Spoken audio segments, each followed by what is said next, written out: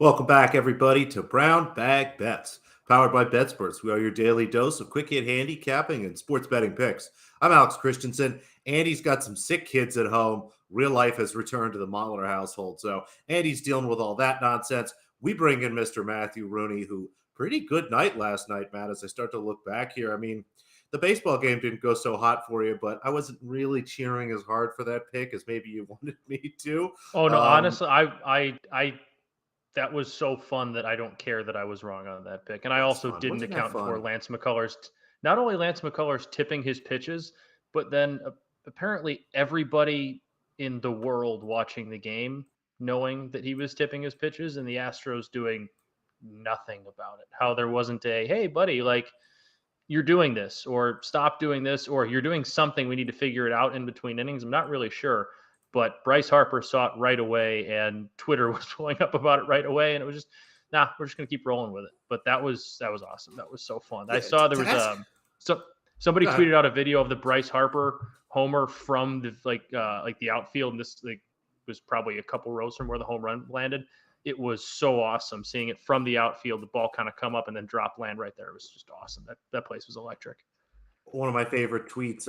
Apparently, the local Penn State campus measures seismic activity, and there was two registers I on the saw scale that. last night for both home runs, which is pretty stinking hilarious. And I mean, the pitch tipping thing, it's always talked about like in this weird way. Like, should Bryce Harper not have said anything to anybody? Like, did he violate a rule for being like, well, homeboy's lifting his knee up higher on this pitch than the other pitch? That's yeah. Or is it That's not just the pitcher's they don't. fault? Like, No, again, that's there's the all same these thing as weird in rules that I don't understand about like trying to be good at gaming, baseball. But that like, is the same thing as, and now I played offensive line throughout my entire life of football, so I'm going to use it like a tip from here. But like that's the same as when you're a defensive lineman and you're taking a look at the left tackle's stance, or you look at the right guard's knuckles to see if he's kind of leaning forward on him in a run block, or he's leaning back on a pass. That's not at all cheating. That's nothing. If you're giving me information, if something you're doing is telegraphing what you're going to do, it's like a quarterback staring down a receiver. You know he's going to throw there, so you're going to try and jump the route. I mean, that's not tipping your pitches is 110% on the pitcher. It's not like the Phillies are recording him and then saying, "Oh, this is what we're doing." It's something you notice in the game. they're not. I would be watching game tape all the time, and it is something. Again, in my limited knowledge of baseball, it's something even I noticed. It was like, oh, he's throwing whatever this one is or whatever that one is. And Dan does make a good point. They talked about it on the broadcast.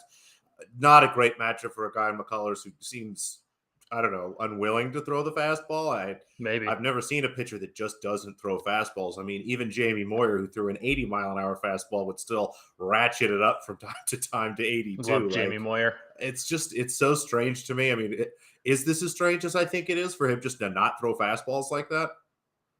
Yeah, no, that's kind of weird. Like you still have to be able to throw fastballs, especially if left-handed hitters like that are just if they've gotten to the point where they know you're throwing curveball, you're throwing something off speed, you're not going with fastball and just sitting on it. You have to change things up. It's a very weird tick, whatever mental hurdle to get over, or stubbornness. It's not even a mental hurdle, just some sort of stubbornness. Very weird thing for him to not want to do, All especially right, for a yeah, guy that throws the ball pretty hard. it does. It seemed really odd, and again, those some of those.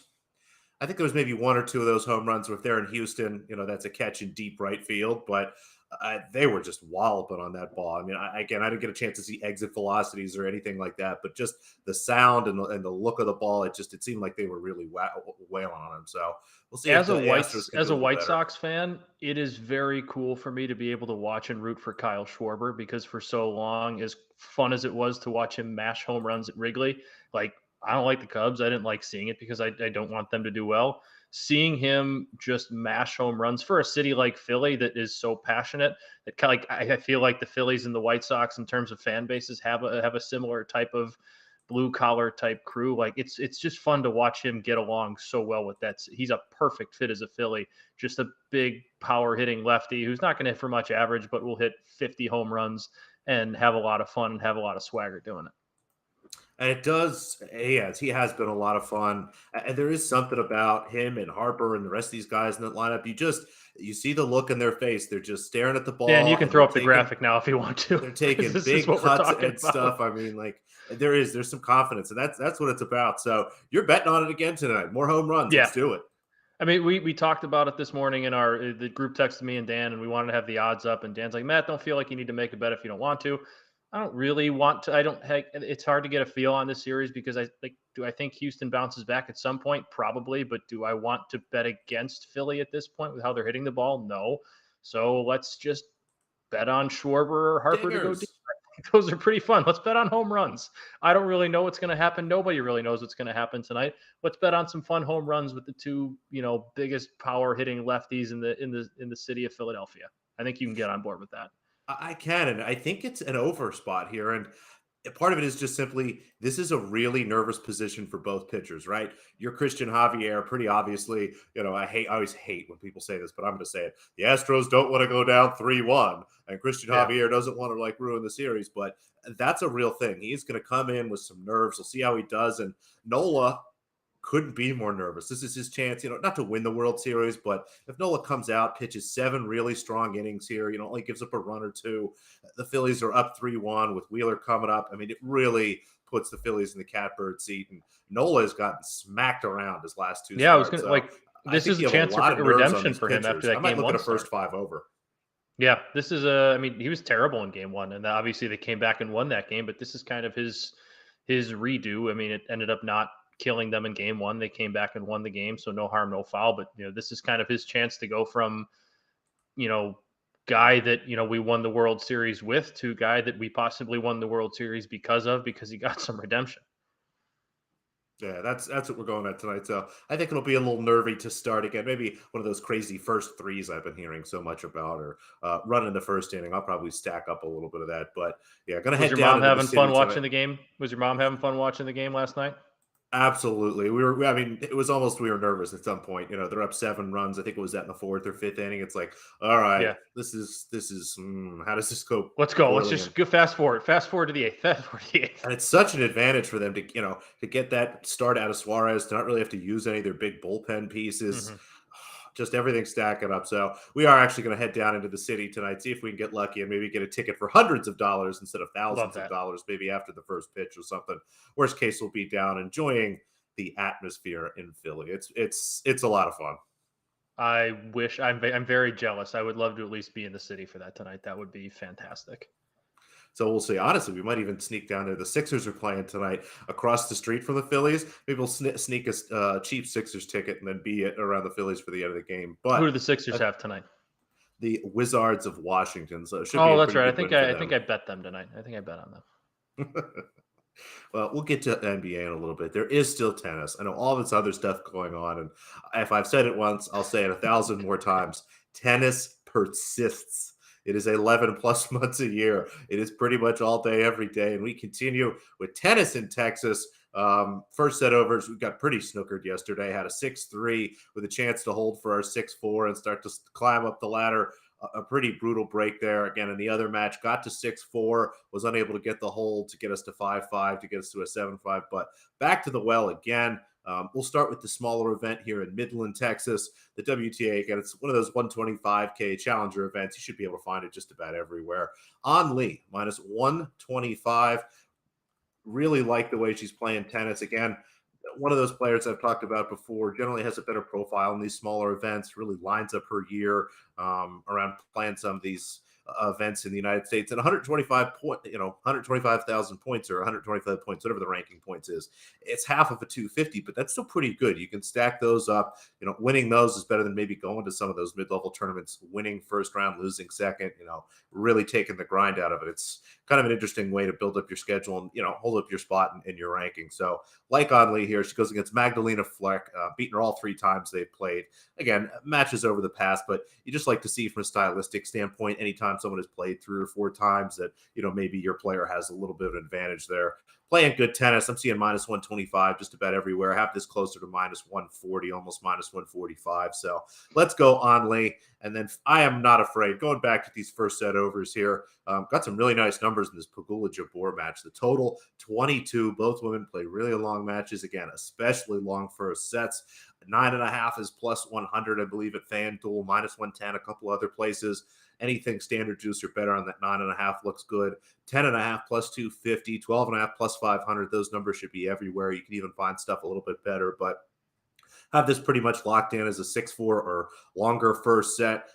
Again, both women hold well. Both women know how to kind of take control of a set. If maybe they get down a little bit early, I think there's a great chance this gets to 4-4, 5-5, and we're cruising at that point. So give me An Lee this afternoon just to win straight up over Magdalena Freck. And then later tonight, this will actually be while the baseball is going on, since tennis, I guess, hates having people watch things and hates money. They put it on during prime time of a World Series game. But I digress. I'll be score watching there while we're watching the Phillies. So handful of tennis looks for us. And what's happening on the ice tonight? There is hockey. I know it's not as talked about as maybe as it should be. I don't know. Should we be talking about hockey? Is anybody doing anything nuts? It's still early in the season. There hasn't been anything too spectacular yet.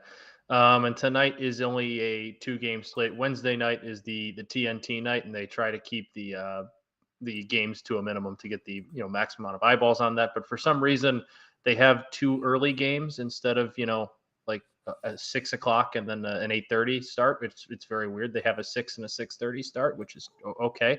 That seems very NHL. But we do have one pick.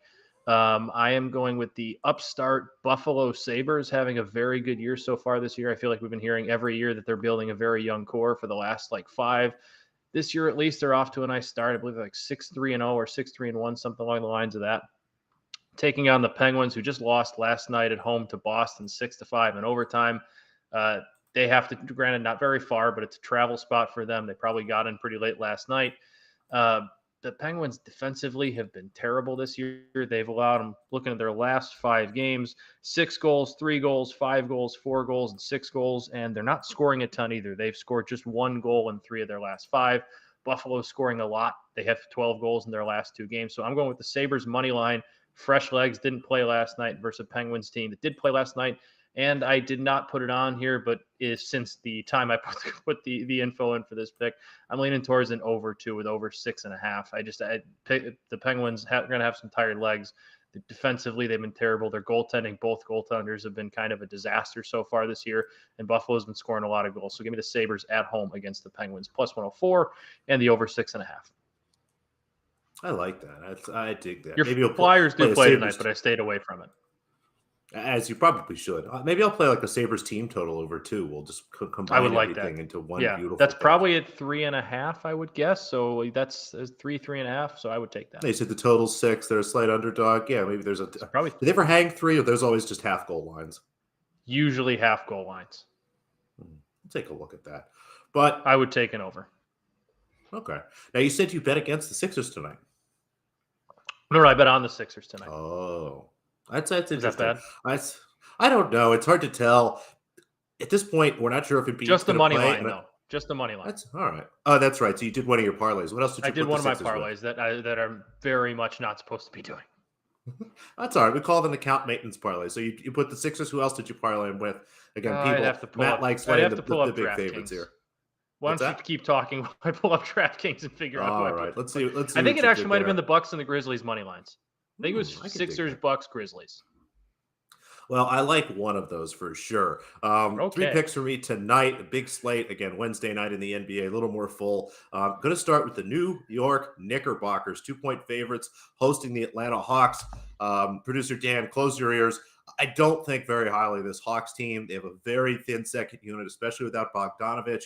Okongwu is questionable tonight. They go up against the Knicks team. Very solid starting 5. Really energetic second half. I think this will be a great spot to kind of grab some Knicks numbers live if you're watching the game and Atlanta gets out to a hot start, because once those starters go off, the Knicks should really rip through this team. It's a tough schedule spot for the Hawks. Last road game for them. And when you start to look, they have 4 wins, but those 4 wins come against Houston, Orlando, and Detroit twice. They have yet to really keep it close against a good team. Not that the Knicks are great, but they're much better than the quality of team Atlanta has been beating up on. So Knicks -2 looks really good to me. Had this closer to 4, almost 4.5.